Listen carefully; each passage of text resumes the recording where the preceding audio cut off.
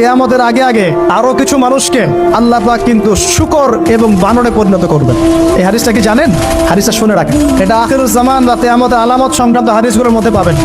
আল্লাহ রাসূল সাল্লাল্লাহু আলাইহি ওয়াসাল্লাম বলেছেন, কিয়ামতের আগে আগে আমার উম্মতের মধ্যে, ভালো করে শোনেন, কিয়ামতের আগে আগে আমার উম্মতের মধ্যে একদল মানুষ বের হবে যারা মদ পানকে হালাল মনে করবে। কাকে? মদ পান করাকে হালাল মনে করবে। যারা বাদ্যযন্ত্র, গায়িকা, নায়িকা এগুলো নিয়ে নর্তকী নাচাবে রাতের বেলা, এগুলোকে হালাল মনে করবে। যারা অশ্লীলতা, বেহায়াপনাকে জায়েজ করে নিবে, ঠিক আছে, এরকম কয়েকটা পাপের কথা বলে নবীজি বলছেন একদিন সকালবেলা আল্লাহ পাক তাদেরকে ঘৃণিত বানরে পরিণত করবে। এটা হবে সামনে, কখন কিভাবে হবে আল্লাহ ভালো জানেন। এবার আমি কনসেপ্টে চলে আসি। এই যে পৃথিবীতে নেমে আসলাম, তাহলে আমরা কোত্থেকে আসছি ভাই? আমরা কি পৃথিবীর অধিবাসী ছিলাম?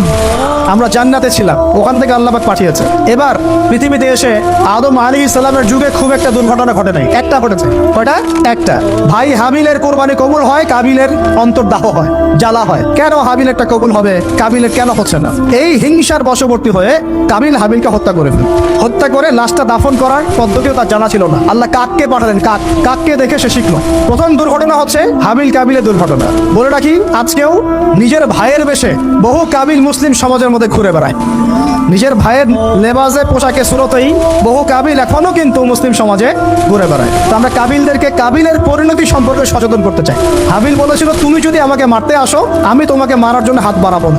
হাবিল জান্নাতে যাবে আর কাবিল জাহান্নামে যাবে। কেন কাবিল জাহান্নামে যাবে? নবীজি বলেছেন, পৃথিবীর প্রথম হত্যাকাণ্ড সংগঠিত করেছে কাবিল। এই কারণে পৃথিবীতে যত খুন হবে, সমস্ত খুনের পাপের একটা অংশ কাবিলের আমল নামায় যোগ করা হয়। বলে নাউজুবিল্লাহ। একটা কথা মনে রাখবেন, সদকায়ে জারিয়া যেমন আছে, গুনাহে জারিয়াও আছে। একটা মদের দোকান দিয়েছেন, যত মানুষ মদ খাচ্ছে, সমস্ত গুনার একটা অংশ আপনার কাঁধে আসছে। সিনেমা হল করেছেন, মানুষ সারাদিন নেকটা ছবি দেখে, নগ্ন ছবি দেখে, যত মানুষ এখানে পাপ করবে, সমস্ত পাপের একটা অংশ আপনার কাঁধে যাবে।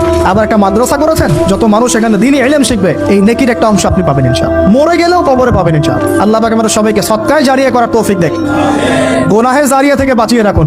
খুব খেয়াল রাখবেন, আল্লাহ পাক আমাদের হেফাজত করুন বলি আমিন। এবার ওই যুগ শেষ, নূহ আলাইহিস সালামের যুগ। এই যুগে আল্লাহর একই সুন্নাত, নূহ আলাইহিস সালাম 950 বছর দাওয়াত দিলেন, 40টা বা 80টা পরিবার ইসলাম কবুল করেছে, বাকিরা করে নাই। যারা করে নাই আল্লাহ পাক তাদেরকে ডুবিয়ে মারলেন, যারা করেছে আল্লাহ পাক উদ্ধার করলেন। সোজা কথা। আজকে সারা পৃথিবীতে যত মানুষ আমরা বেঁচে আছি না, আমরা কোনো না কোনো ভাবে ওই 80 পরিবারের সদস্য। আমরা ভাই ভাই, আমরা ওই ফ্যামিলি, 80 ফ্যামিলির অন্তর্ভুক্ত। কিরকম করে? নূহ আলাইহিস সালামের 4 সন্তান ছিল। কয় সন্তান?